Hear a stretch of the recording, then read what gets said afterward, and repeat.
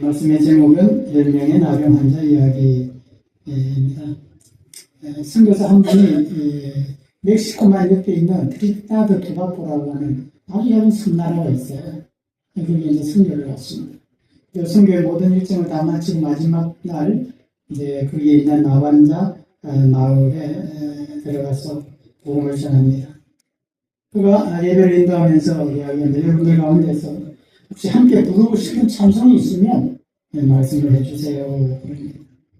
그 말이 끝나기도 전에 귀도 없고 손도 없고 입술은 말려 들어가고 그런 나 혼자 한 사람이 손을 부쩍 듭니다. 손가락은 다 떨어져 나가고 뭉뚱한 손을 들고 말하기를 이렇게 말합니다. 세상 모든 분파 너를 흔들어. 여러분 다 아는 찬송이에요. 세상 모든 풍파 너를 흔들어 약한 마음 낙심될 때에 내려주신 주의 복을 세워라. 주의 크신 복을 내가 받은 복을 세워보아라. 크신 복을 내가 알리라. 받은 복을 내가 세워보아라. 주의 크신 복을 알리라.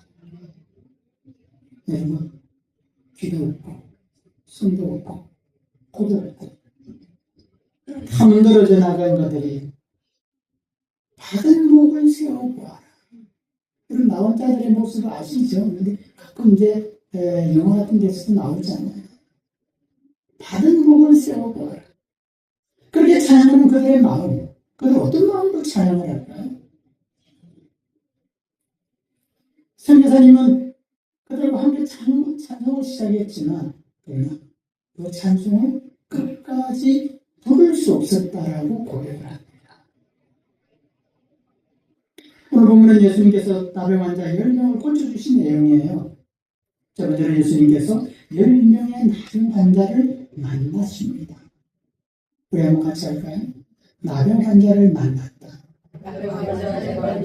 여러분, 나병은 우리가 알듯이 서서히 몸의 부분이 문드러져서 결국은 죽게 되는 겁니다. 예수님 당시에는 치료법이 없어요. 요사이야 다 치료를 합니다. 전염성이 너무 강하기 때문에 사람들이 마을에서 쫓겨나가지고 그렇게 외딴 곳에서 사는 거예요. 그들은 쫓겨난 무리들과 함께 살면서 사람들의 비난을 받으면서 비난과 조롱 가운데 얻어먹고 사는 그런 사람들. 오늘 본 말씀 누가복음 17장 11절에서 12절 보면 예수께서 예루살렘으로 가실 때에 사마리아와 갈릴리 사이로 지나가시다가 한 마을에 들어가신 나병 환자 10명이 예수를 만나. 예수님께서 예루살렘으로 가시는 중에 사마리아와 갈릴리 사이를 지나가신. 그리고 예수님이 한 마을에 들어갔어요. 그리고 10명의 문둥병자를 만납니다.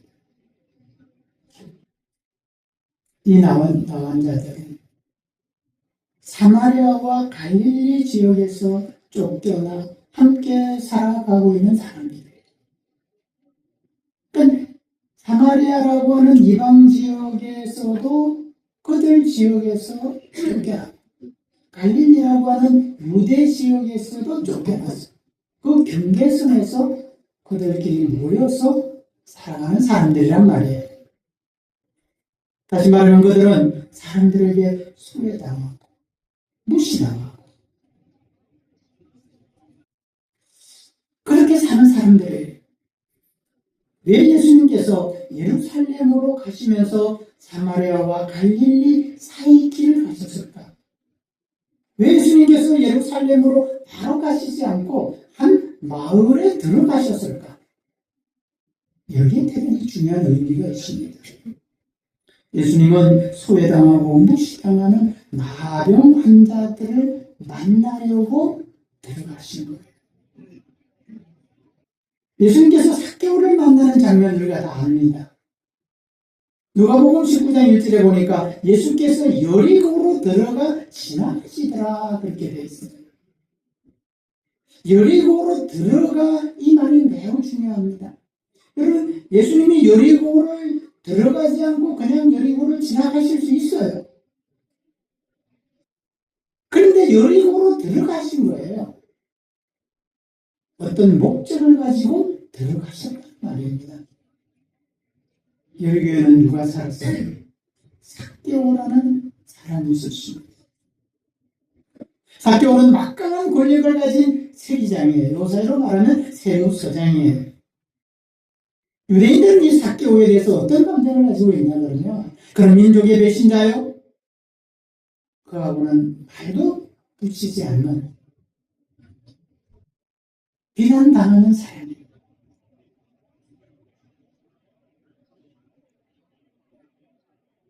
거지가 구걸을 하지만 세리가 구걸을 동지를 주면 그걸 받았다가 다시 집어던지는 그런 정도로 비난받고 배척당하는 사람이 세리예요. 삭개오는 돈과 권력을 가지고 있었지만 사람의 손가락질과 비난과 왕따를 당하며 그 사회에서 살고 있었던 거예요. 그런 삭개오를 예수님께서 만나시려고 여리고로 들어가셨다는 것을 우리는 알아야 합니다. 사랑하는 성도 여러분, 기독교는 하나님을 찬양하는 종교가 아니에요. 뭐예요?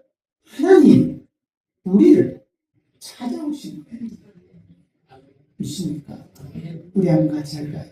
하나님이 우리를 찾아오십니다. 하나님이 인간의 몸을 입으시고 우리를 찾아오셨어요. 그분이 예수 그리스도예요. 요한일서 4장 19절 말씀 우리 다 같이 읽겠습니다. 주부에 있습니다. 우리가 사랑하면 그가 먼저 우리를 사랑하셨습니다. 내가 예수 믿는 것 같지만 그러나 하나님이 먼저 우리를 사랑하셨어요. 예수 믿게 하신 거예요. 믿습니까? 예수 믿게 하신 거예요.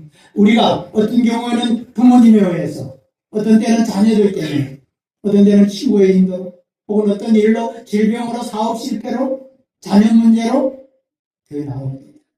제가 목회하는 중에도 그런 분들 많이 봤어요. 교회 안 나온 사람이에요. 근데 자녀 문제 때문에 교회 나왔어요. 아내의 그런 어떤 긴 세월 동안 아내의 기도와 아내의 그런 요청을 위해서 교회를 나온 사람도 있어요. 여러 이유 때문에 교회를 나왔겠지만 그러나 그로 인해서 그가 교회에 나왔고 하나님 앞에 나왔습니다. 중요한 게 뭐예요? 하나님께서 먼저 우리를 사랑하셔서 우리를 교회에 나오게 하신 거예요. 하나님께서 먼저 우리를 사랑하셔서 우리가 하나님 앞에 나오게 하는 겁니다. 두 번째로 예수님께서 열병의 나병 환자를 고쳐주셨습니다. 다 같이 하십시다.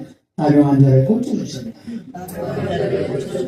누가복음 17장 오늘 본 말씀 12절 13절 보면 멀리 서서 소리를 높여 이르되 예수 선생님이여 우리를 불쌍히 여기소서 하거늘 그들은 멀리 서서 예수님을 향하여 우리를 불쌍히 여겨달라고 말합니다. 율법의 나병 환자들은 사람들이 가까이 하면 안 돼요. 100g 이상 떨어져 있어요.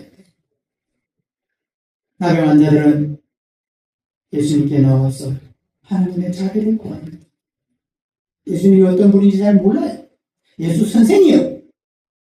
당신에 대해서 들었던 소문이 있는데 당신은 병자도 고쳐주고 어려운 사람들도 만나주고 당신은 하나님의 자비를 베풀어 주는 분이라는 걸 우리가 소문으로 들었어요.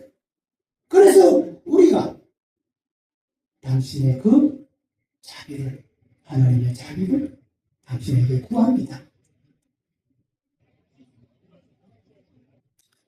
남은 자들의 그 눈빛에, 그들의 몸짓에는, 그들의 음성에 간절함이 있었을 거예요. 우리 조금만 몸이 아파도 어때요? 에이, 뭐 괜찮아. 왜 이 정도에 뭐 그러니까. 큰 병 아닐까? 간절함이 있어. 어떤 사람은 말합니다. 간절이란 말은 간이 저리도록이라는 말이 그런 의미예요. 그들이 얼마나 간절하게 구했겠습니까? 예수 선생님, 우리를 불쌍히 여겨주옵소서. 우리에게 하나님의 자비가, 하나님의 긍휼이 우리에게 임할 수 있도록 어떻게 좀 해주십시오. 오늘 본 말씀 14절 우리 같이 한번 읽겠습니다. 성경에 다 같이 읽습니다. 시작.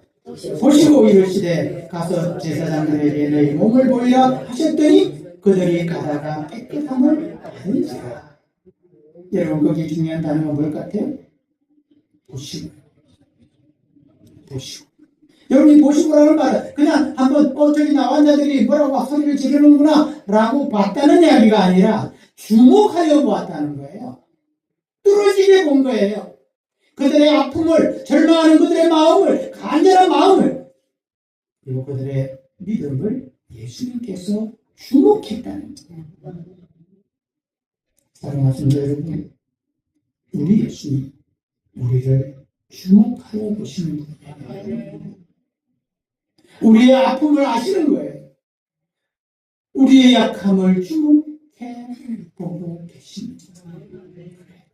약한 영혼, 어려운 가운데서 나를 위해서 그렇게 애를 쓰는구나, 수고하는구나.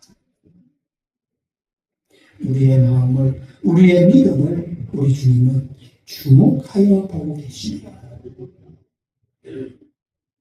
근데 오늘 이 이야기는 예수님께서 다른 아병 환자를 고쳐주시는 모습과는 사뭇 달라요.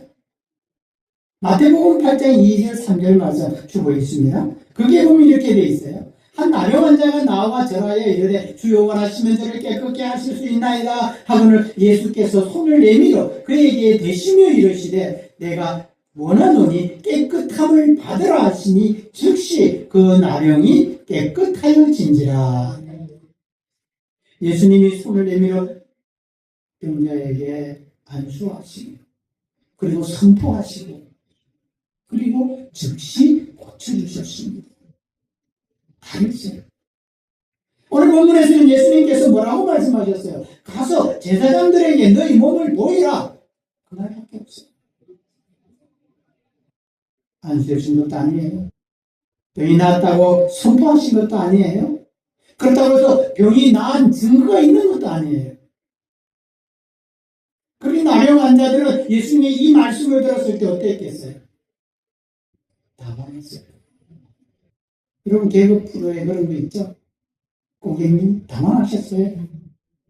자기가 당황해놓고 고객한테 당황한 적은 있나요? 여러분 이 말을 들을 때 뭔가 그 하나님의 긍휼을 구하고 자비를 구하는데 아무 말 없이 그냥 가서 제사장에게 보여. 얼마나 당황스럽겠어요. 성경에 보면 그들이 예수님의 그 말을 듣고 아멘! 우리의 병이 나을 줄 믿습니다. 그랬다는 기록이 없어요. 뿐만 아니라 제사장에서 가라 그랬는데 가서 보여라 그랬는데 지금 걸린 나병 환자의 그 모습을 가지고 제사장에 갔다면 제사장이 만나주지 않을지도 몰라요.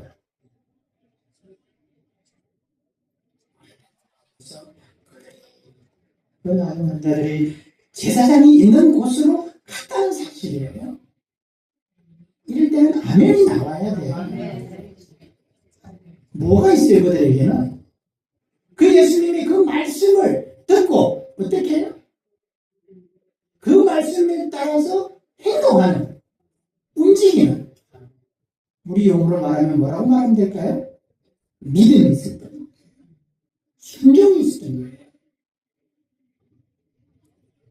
성경은 뭐라고 말합니까? 오늘 본 말씀 다시 보면 그들이 가다가 깨끗함을 받은지라. 아멘입니까? 가다가 깨끗함을 받은지라. 우리가 우리나라의 이 한국말은 이 동사에 대한 상황이 뚜렷하지 않아요. 아주 선명하지가 않아요. 어떤 상황에서 이루어졌는지를 정확하게 알 수가 없어요. 가다가 깨끗함을 받은지라. 가다가 뭐 어떻게 됐다는 거야. 그런데 헬라어는 대단히 정확해요. 가다가 깨끗함을 받은지라라고 하는 이 받은지라라고 하는 말은 단번에 이루어진 상황을 표현하는 동사예요. 그러니까 무슨 말이에요? 지금 그들이 제사장을 만나기 위해서 성전을 향해서 걸어가고 있습니다. 그들이 말씀을 듣고 가는 중에 바로 치료가 됩니다. 단번에 이루어진 거예요. 가서 제사장들에게 내 몸을 보이라는 이 말씀에 하나님의 치유의 역사가 선포할 때에 시작되었고 완성되었습니다. 여러분, 지금은 의사들이 나병을 판단하지만 당시에는 제사장들이 판단합니다. 그래서 제사장이 낫다라고 말을 할 때 그때 자기 집으로 돌아갈 수 있는 거예요. 오늘 이 말씀을 통해서 우리가 깨닫습니다. 우리 예수님 말씀으로만으로는 나병을 치유하실 수 있는 분이에요. 나병 환자들이 예수님의 말씀을 믿고 그 말씀에 순종할 때에 하나님의 치유의 역사가 일어나십니다.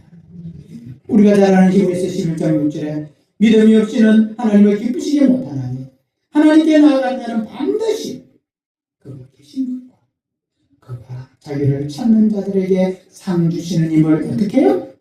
믿어야 합니다. 하나님을 믿는 사람은 그가 계신 것과 그가 상 주시는 분임을 믿어야 하는 겁니다. 사랑하는 친구들, 삶의 어려움이 있을 수 있어요. 산다는 것 자체가 어려운데 힘든 문제가 생기기도 합니다. 하나님의 말씀을 믿읍시다. 우리가 말씀을 믿고 나아갈 때에 하나님께서 놀라운 일을 행하실 줄로 믿습니다. 사람들은 나병 환자를 배척을 했습니다. 쫓았어요. 손가락질했어요. 가까이 하지 않았어요. 그러나 예수님은 긍휼히 여기시고 그들을 고쳐주셨습니다. 근데 여러분, 힘들 때, 어려울 때 다른 곳에 가시지 마세요. 하나님 앞에 나오십시오. 힘들 때, 어려울 때 다른 곳에 가지 마세요. 숨어 있지 마세요. 예수님 앞에 나오십시오. 예수님께서 우리를 긍휼히 여기시고 반드시 우리를 도와주십니다. 세 번째로 나병 환자 한 명만 구원을 받았습니다. 우리 같이 할까요? 한 명만 구원받았다. 오늘 누가복음 17장 본문 15절 16절 보면 그 중에 한 사람이 자기가 나은 것을 보고 큰 소리로 하나님께 영광을 돌리며 돌아와 예수의 발 아래 엎드려 감사하니 그는 사마리아 사람이야. 제사장에게 가던 10명의 나병 환자가 다 병이 나았습니다. 그런데 그 중에 한 사람은 자기가 병이 나온 것을 보고 큰 소리로 하나님께 영광을 돌렸다라고 성경은 말합니다. 그리고 그 한 사람은 다시 예수님께로 돌아와 예수님께 엎드려 감사했다라고 성경은 기록하고 있습니다. 하나님의 은혜를 입은 사람이 많아요. 세상적으로 말하면 하나님의 도움을 받은 사람이 많다니까요. 더 세상적으로 말하면 하나님 덕분 사람은 많아요. 네, 우리 그런 거 있잖아요. 내 병만 나오면 나 예수 믿을 거예요. 그런데 아니거든. 하나님의 은혜를 입은 사람은 많지만 하나님께 영광을 돌리는 사람이 매우 적다는 것을 우리에게 보여주는 거예요. 하나님의 은혜를 입은 사람은 많지만 하나님께 감사하는 사람이 적다는 것을 우리에게 보여주는 겁니다. 오늘 본 말씀 17절 18절에 이렇게 말합니다. 예수님께서 대답하여 이르시되 10사람이 다 깨끗함을 받지 아니하였느냐? 그 아홉은 어디 있느냐? 이 이방인 외에 하나님께 영광을 돌리러 돌아온 자가 없느냐? 그 아홉은 어디 있느냐? 오늘 말씀의 키. 예수님은 고침을 받은 이후에 그들에게 야 제사장에게 가서 가라. 그리고 이어서 제사장이 다 나았다고 하면 나한테 다시 돌아와서 감사해라. 감사하라고 그들에게 말씀하지 않았어요. 여러분의 감사는 의무가 아니에요. 물론 치료의 조건도 아니었어요. 그런데 왜 예수님은 야, 그 9명은 다 어디 갔냐? 너밖에 안 왔냐? 이렇게 물었을까? 오늘 말씀을 시작하면서 예수님께서 사마리아와 갈릴리 사이를 지나가시다가 그들을 만났은 것을 볼 때에 예수님께 돌아온 한 사람은 사마리아인이고 그 외에 9명은 유대인이라고 진단할 수 있어요.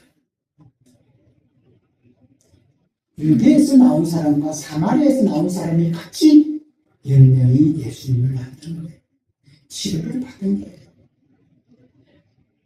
성도 여러분, 유대인들은 우리가 달라요.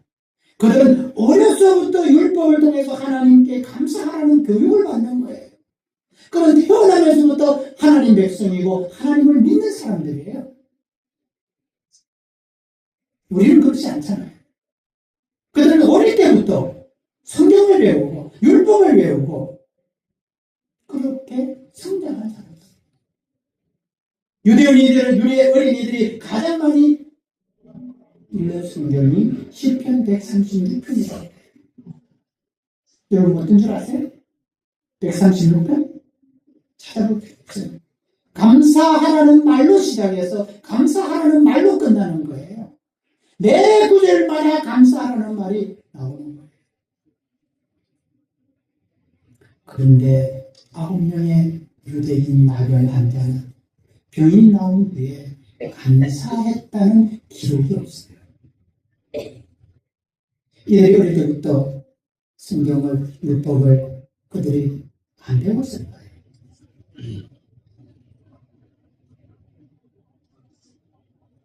물론 병이 나온 후에는 여러분 나병 환자로서의 그 외로움과 고통을 안고 산다는 게 얼마나 가족에서 쫓겨나고 그 집단에서 쫓겨나서 그렇게 살아가는 사람이 얼마나 고통스러웠겠어요.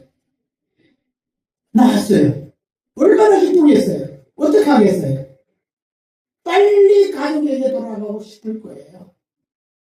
물론 이해할 수 있어요. 그렇잖아요. 그런데 그들은 어려서부터 하나님께 제사를 드리고 감사제를 드렸던 사람들이에요. 어릴 때부터. 그런데도 그들은 하나님께 영광을 돌리지 않아요. 감사하지도 않아요. 하지만 이 한 이방인은 하나님께 영광을 돌리며 예수님께 돌아와 감사한다는 거예요. 여러분, 그래서 예수님께서 그 9은 어디에 있느냐라고 안타까워 하시는 거예요. 10명이 다 다음을 받았는데 회복되었는데 왜 너밖에 나머지 9은 어디에 있느냐 안타까워 하시는 거예요. 이 이방인 외에는 하나님께 영광을 돌리러 돌아온 자가 없느냐? 고침을 받고도 하나님께 영광을 돌리지만 감사하지도 않는 이 유대인, 그런 유대인을 보시며 안타까워하시는 예수님의 마음을 우리가 읽을 수 있어요.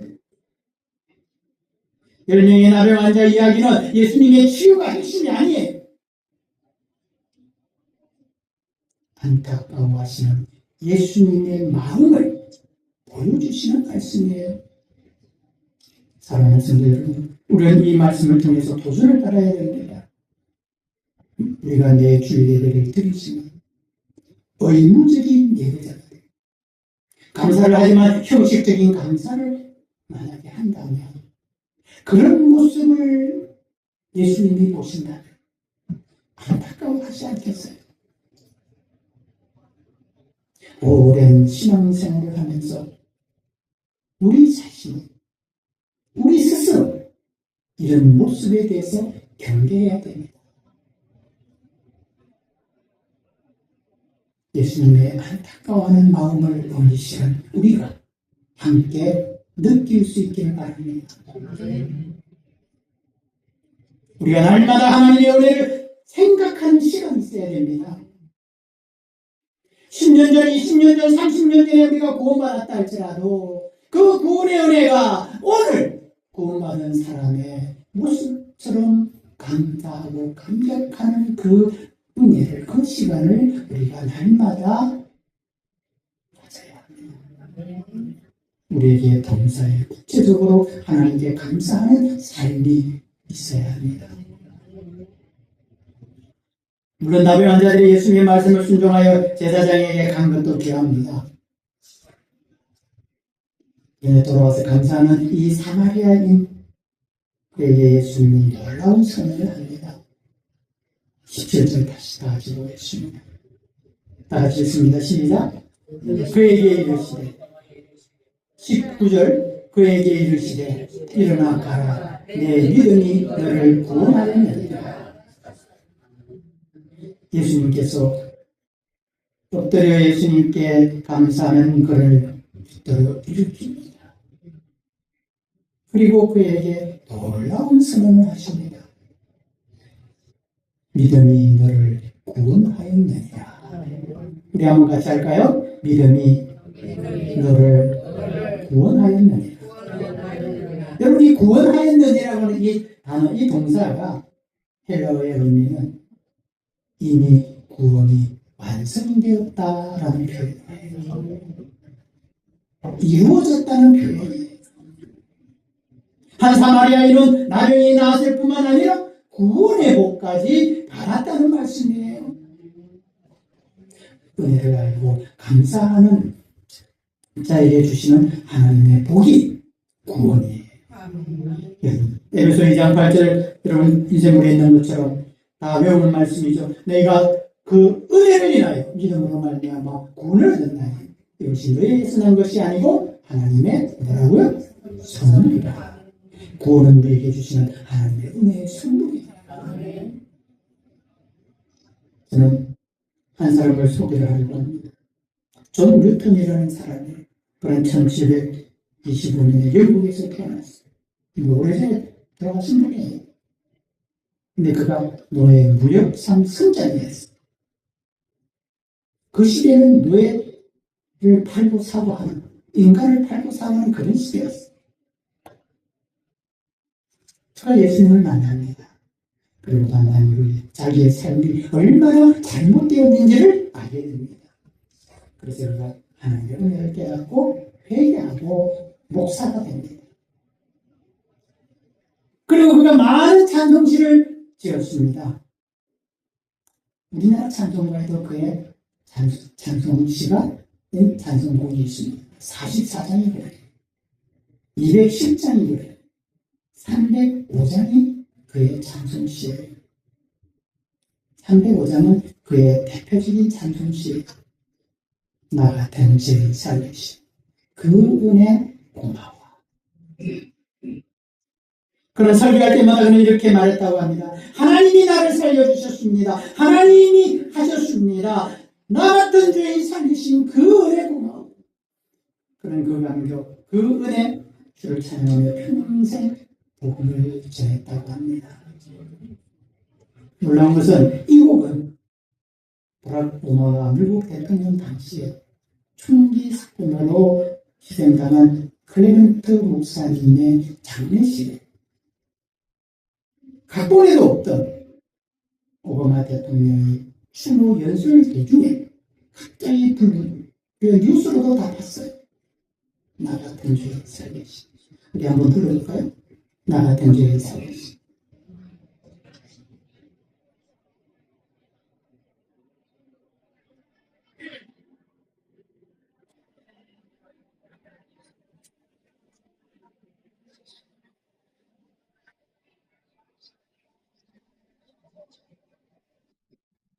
나 같은 죄인 살리시. 주 은혜 놀라워 작은 죄인 살리시 내 놀라워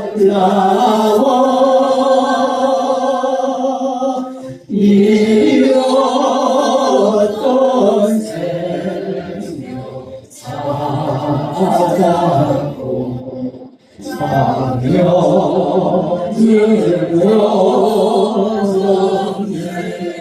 선죄 앞에서 건지신 악에서 주내 고마워 주내 고마워 나 처음 믿은 그 시간 귀하고 귀하다 그 시간 귀하고 귀하다 이제껏 내가 쓴 것도 이제껏 내가 주님의 은혜입니다 주님의 은혜라 또 나를 장차 사랑의 장차 보장에 인도해 주시 거기서 우리는 영원히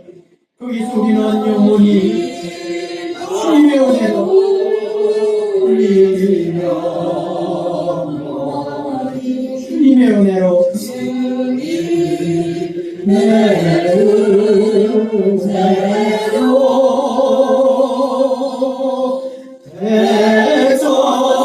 대처럼 나를 살려서 주 찬양하리라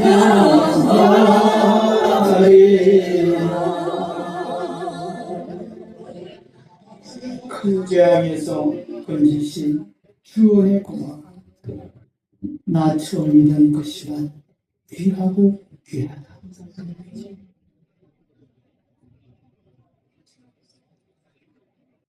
나 처음 믿은 그 시간 잊지 말아야 합니다 그 은혜 기억해야 합니다 날마다 새롭게 우리가 그 은혜를 감사해야 합니다 예수님께서 10명의 나병 환자를 만나 주셨습니다. 예수님께서 10명의 나병 환자를 고쳐주셨습니다. 말씀으로 고쳐주셨습니다. 그러나 고침받은 나병 환자 가운데 한 명만 구원을 받았습니다. 그는 하나님의 은혜를 알고 하나님께 영광을 돌리며 하나님께 감사했습니다. 사랑하는 성도 여러분, 감사는 하나님의 은혜를 깨닫는 사람, 하나님의 은혜를 느끼는 사람, 하나님의 은혜에 감사하는 사람, 감격하는 사람만이 할 수 있는 겁니다. 날마다 새롭게 경험하는 여러분이 되시기를 축복합니다. 하나님의 은혜에 감격하며 날마다 감사하는 여러분의 삶이 되시기를 축복합니다. 이제 우리가 같이 한번 합심해서 기도할 때에 나 같은 죄인 살리신 주원의 5년 전, 10년 전, 20년 전, 30년 전, 50년 전 그 감격, 그 은혜가 오늘 지금 나에게 회복되게 하여 주시옵소서. 나의 감사가 습관적이고 형식적인 감사가 아니라 날마다 감격하고 그 은혜에 감격하여 드리는 감사가 되게 하여 주옵소서.